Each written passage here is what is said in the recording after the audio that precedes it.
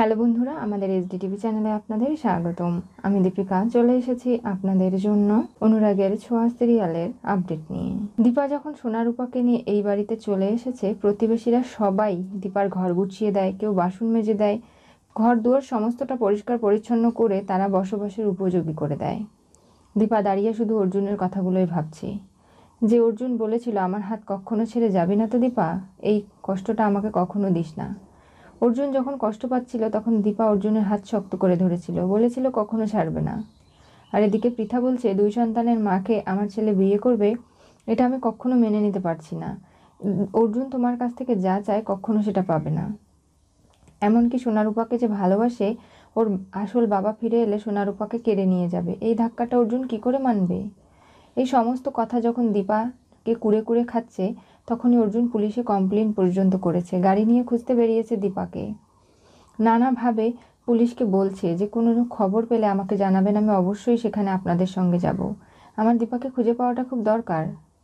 এই বলে অর্জুন চলে যায় দীপার দাদা বৌদির বাড়িতে।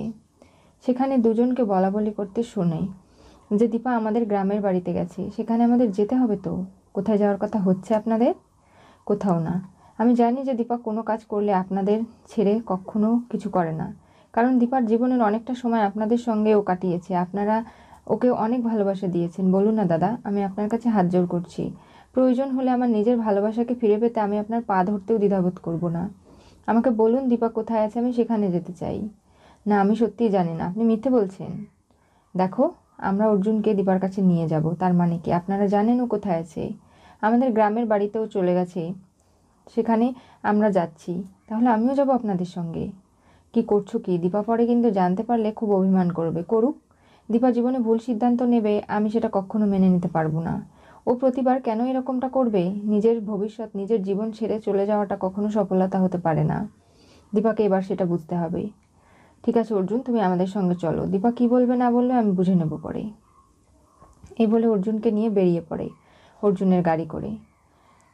সোনারূপা ভাবে যে দেখো, অর্জুন হয়তো আমাদের খুঁজতে খুঁজতে পাগলই হয়ে গেছে প্রায়, আমাদের কিন্তু অর্জুন খুব ভালোবাসে, তাই অর্জুনের সঙ্গে আমাদের যোগাযোগ করার ব্যবস্থা করতে হবে, আমাদের এখান থেকে বেরোতে হবে। মা, আমরা একটু বেরোই বাড়ি থেকে। না, তোমরা লেখাপড়া করো, না হলে দুজনে মিলে খেলো, এই রোদের মধ্যে তোমাদের যেতে হবে না কোথাও। দেখলে আমাদের মা কতটা ইন্টেলিজেন্ট, তুমি যদি এমনি বেরোতে চাও মা কখনো তোমাকে বেরোতে দেবে না, তাই তোমাকে অন্য কিছু বলে বেরোতে হবে। হ্যাঁ, তুমি তো খুব পাকা মেয়ে, আমি তো বুঝি মা কী করে না করে, তবে এখন যেহেতু মায়ের মনটা খারাপ, কিচ্ছু বলার প্রয়োজন নেই, পরে না হয় সব কিছু সামলে নেওয়া যাবে। এই বলে সব কিছু চুপচাপ করে নেয় সোনারূপা। পরের দিন সকাল হয়ে যায়। দীপা যেহেতু এখানেও ফুলের ব্যবসা করত, ফুলের বুকে তৈরি করে বিক্রি করত, সেগুলো করবে। সব মহিলাদের নিয়ে সে আবারও কাজ শুরু করবে। তাদেরকে নিয়ে যে ফুলগুলো পেয়েছে সেগুলো দিয়ে কী তৈরি করা যায় সেটাই দীপা এবার দেখছে। তখনই সোনারূপার মন ভারী, বলছে কি ব্যাপার, দুজনের মধ্যে ঝগড়া মেটেনি?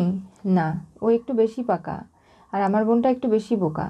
দেখো, তোমরা দুজন কি শুরু করেছো, কাজের সময় ঝগড়া করো না, ঠিক আছে ইঞ্চুকুটি, আমার ভুল হয়ে গেছে, সরি। একবার নয় 3বার বললাম, ঠিক আছে? তবে আমি তোমাকে একটা উপায় বলে দিতে পারি, তুমি যদি চাও। কি? এই মামুকে ধরো, ওনার সঙ্গে তুমি বাইরে গ্রাম দেখার ছলে বেরিয়ে যাও, তারপরে ওনার ফোন থেকে অর্জুনকে ফোন করবে, অর্জুনকে জানাবে যে আমরা এখানে আছি, যেন চলে আসে। মা আর অর্জুনের বিয়েটা কি হবে না? অর্জুন ড্যাডি আমাদের কি আর ভালোবাসতে পারবে না, আমাদের কাছে রাখবে না? সেগুলো পরে হবে, এখন মাকে কিছু বলার দরকার নেই। ও মামি, তুমি আমাকে নিয়ে যাও না, গ্রামটা একটু ঘুরে দেখে আসি। দীপা, আমি ওকে নিয়ে যাই, এই রোদের মধ্যে এখন বেরোনোর কি প্রয়োজন? দেখো না, জিদ করছে মেয়েটা, আমি শুধু সোনাকে নিয়ে যাই, রূপা না হয় এখানে থাক, তোমাকে হেল্প করে দেবে। কি? রূপা আমাকে হেল্প করবে? ঠিক আছে। সোনা গ্রাম দেখছে তার মামুর সঙ্গে, আর বলছে যে মামু তোমার কাছে ফোন নেই? আছে তো, ফোনটা একটু দাও না, আমি আমার ফ্রেন্ডকে ফোন করব। কে তোমার ফ্রেন্ড? অর্জুন। তোমার আবার ছেলে বন্ধু আছে? এরপরে অর্জুন গাড়ি চালাচ্ছে, বারবার করে ফোন বেজে যাচ্ছে।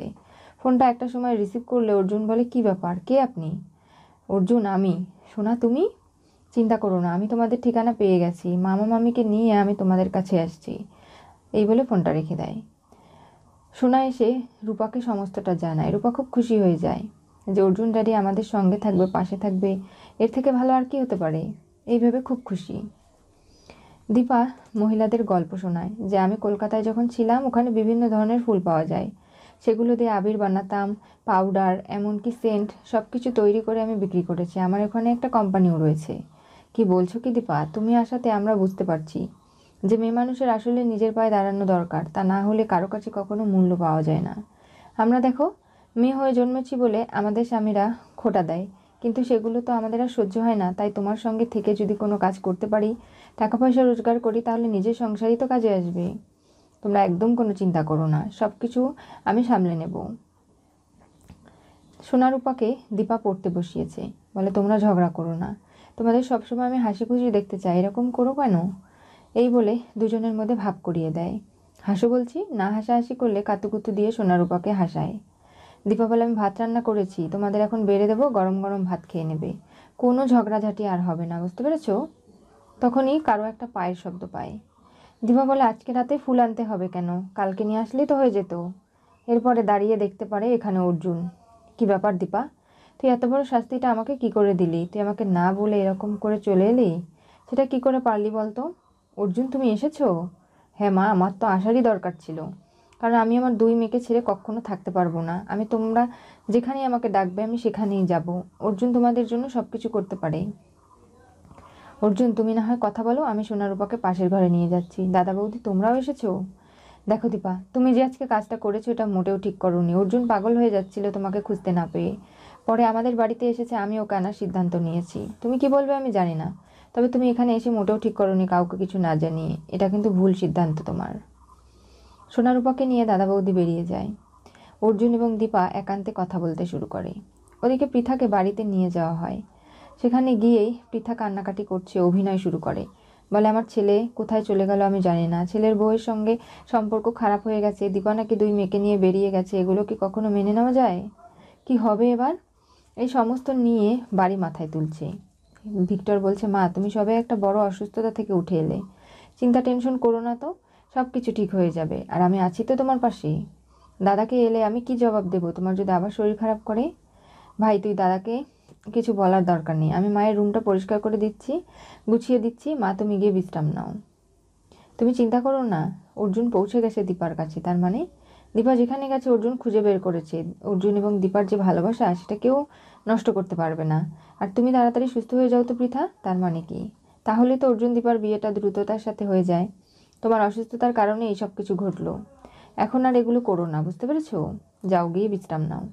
তখনই খোকার একটা ফোন চলে আসে, সে বাইরে যায় আর বলে, চিন্তা করো না পৃথা, দীপা অর্জুনের বিয়েটা হবেই। অর্জুন যে মানুষ, কখনো দীপাকে এত বছর পরে পেয়ে তার হাতটা ছেড়ে দেওয়ার ছেলে অর্জুন নয়। দীপা, তুই এত বড় একটা সিদ্ধান্ত নিয়ে কেন চলে এলি? আমি জানি কিছু একটা হয়েছে, তুই আমাকে বলবি সেটা কি? অর্জুন দা, আমি তোমাকে বিয়ে করতে পারবো না। কেন দীপা? তুই আমাকে ভালোবেসে আমার হাত ধরেছিলিস, আমার বাড়িতে তুই থাকলি, এমনকি আমার কষ্টে তুই পাশে থেকে আমাকে সাপোর্ট করেছিস, বলেছিস কখনো আমাকে ছেড়ে যাবি না। তুই কোনো একটা কারণ ছাড়া এরকম চলে আসতে পারিস না দীপা। তুই বল কি হয়েছে আমাকে খোলসা করে। আমি কখনো ভাবিনি তুই এরকম একটা সিদ্ধান্ত হুটা করে নিবি, কারণ আমি জানতাম তুই কোনো সিদ্ধান্ত নিলে অন্ততপক্ষে আমাকে জানাবি, আমার সঙ্গে পরামর্শ করবি, তুই সেটাও করলি না দীপা। আমি তো মানতে পারছি না এগুলোকে। দেখো অর্জুন দা, আমি বুঝতে পারছি, কিন্তু তুমি আমার কাছ থেকে যে ভালোবাসাটা চাও তার 1%ও আমার কাছ থেকে ফেরত পাবে না তুমি। আর আমি কখনো চাই না তুমি ঠকে যাও, তাই আমি চাই তুমি নতুন করে নিজের জীবনটা শুরু করো। আমাকে বাদ দাও, আমি আমার দুই মেয়েকে নিয়ে ভালো থাকার চেষ্টা করছি তো। দীপা এই বলে চলে যেতে লাগলো। অর্জুন তার হাত ধরে আর বলে, দেখ, তোর হাত আমি শক্ত করে ধরেছি, একে অপরের সঙ্গে আমরা জুড়ে গেছি, কখনো আমি তোকে হাত ছেড়ে দেব না। তুই যাই বলিস না কেন দীপা, তোর মনের মধ্যে কোন কষ্ট চলছে সেটা আমাকে জানতে হবে। আর তুই এরকম করে আমাকে ছাড়ার যে পাত্রী নোস সেটা আমি জানি। কি হয়েছে বল। দেখো, আমার ডিভোর্স হয়ে গেছে, আমার 2 সন্তান রয়েছে, আমি আমার পুরনো শ্বশুরবাড়ির সঙ্গে এখনও অ্যাটাচড। এগুলো তুমি কখনো মেনে নিতে পারবে না অর্জুন দা। একদিন 2 দিন ভালো লাগবে, কিন্তু তারপরে তোমার জীবনটা অতিষ্ঠ হয়ে উঠবে, আমি এগুলো বুঝতে পেরেছি। তাই বিয়ে হয়ে যাওয়ার আগেই এই সিদ্ধান্তটাকে পাল্টে নেওয়াটাই ভালো। আমি চাই না তোমার জীবনটা নষ্ট হয়ে যাক, এখনও তো বিয়ে হয়নি, তাই এখনও সময় আছে সব কিছু শুধরে নেওয়ার। দীপার এই সিদ্ধান্তে অর্জুন খানিকটা অবাক হয়ে যায়। দীপাকে বলে, না, আমি তোকে ছোটবেলা থেকে ভালোবেসেছি, আমি তোর জন্য অপেক্ষা করেছি, আর তারপরে তোকে আমি পেয়ে হারাবো এরকম আমি মানুষ নই। তুই কি ভাবছিস দীপা? কোনখানে তুই মহান হতে চাস? কলেজে, স্কুলে সবসময় তুই ফার্স্ট হতিস, সেরকম তাই হয়ে থাকতে চাস? কার জন্য কি পাবি এই সব কিছু করে আমাকে বলতে পারিস তুই? তোর জীবনটা অন্ধকারে অতলে গলিয়ে যাচ্ছে, আর তুই সেখানে কিনা আমার হাত ছেড়ে দিয়ে নতুন করে আমাকে অন্য কারোর সঙ্গে জুড়ে দিতে চাইছিস। সেটা যে কখনো হতে পারে না। আমি তোকে সোনারূপাকে ছেড়ে বাঁচতে পারবো না দীপা, কতবার তোকে বলেছি এগুলো আমি। তাই তোর মনের এই ভুলভাল সিদ্ধান্তের কারণে তুই আমাকে কষ্ট দিস না। প্রয়োজন হলে আমি এখানেই থেকে যাব তোর কাছে। কি হতে চলেছে অনুরাগের ছোঁয়া সিরিয়ালের পরবর্তী টুইস্টে? অর্জুন দীপাকে খুঁজে হাত ধরে জানালো এই হাত সহজে ছাড়বে না। দীপা যখন অর্জুনকে বিয়ে করবে না সাপ জানিয়ে দেয়, অর্জুনের মাথায় বাজ পড়ে এবং অর্জুন ভাবতেও পারেনি দীপার মুখ থেকে কখনো তাকে এরকম কথা শুনতে হবে। কারণ দীপা সবকিছু জেনে বুঝে সব সময় অর্জুনের পাশে থেকেছে এবং অর্জুনও সবটা জেনে বুঝে দীপাকে সাপোর্ট করে দীপার জীবনে ভালো কিছু চেয়েছে। তাহলে এইসব কিছু করার মানেটা কি? সেদিন স্কুলের মেয়েদেরকে দীপা বোঝালো যে একটা মেয়ের স্বামী ডিভোর্স করে দিলে তার জীবন সেখানেই থেমে থাকবে কেন। স্বামী যদি বিয়ে করে জীবনে এগিয়ে যেতে পারে তাহলে বউ কেন পারবে না? তারও তো জীবন রয়েছে, তারও বাঁচার অধিকার রয়েছে। তাহলে আজকে হঠাৎ দীপা এই সিদ্ধান্তগুলোকে কেন মিথ্যে প্রমাণ করার চেষ্টা করছে? কি হয়েছে সেটা অর্জুন খুঁজে বের করবেই। সোনারূপা আড়াল থেকে আড়ি পেতে সমস্তটা শুনছে। ভাবছে অর্জুন ড্যাডির সাথে যদি আমার মায়ের বিয়েটা না হয়, আমাদের কিছু একটা করতে হবে, কারণ আমি কখনো অর্জুন ড্যাডিকে হারাতে পারবো না। একদিন ওর কাছে ছিলাম না, খুব মিস করছিলাম। কি হবে এরপরে জানতে হলে চোখ রাখতে হবে আমাদের চ্যানেলে। পাশে থাকা বেল আইকনটি অবশ্যই করে ক্লিক করুন।